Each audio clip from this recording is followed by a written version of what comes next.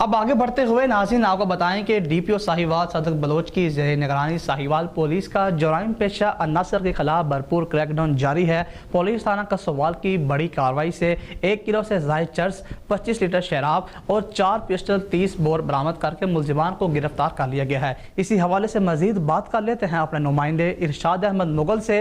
ارشاد احمد، آگاہ کیجیے گا اس حوالے سے۔ جی بالکل، تفصیلات کے مطابق ڈی پی او ساہیوال صادق حسین بلوچ کی ہدایت پر ساہیوال پولیس کا جرائم پیشہ عناصر کے خلاف بلا تفریق اور بلا خوف و خطرہ کریک ڈاؤن جاری۔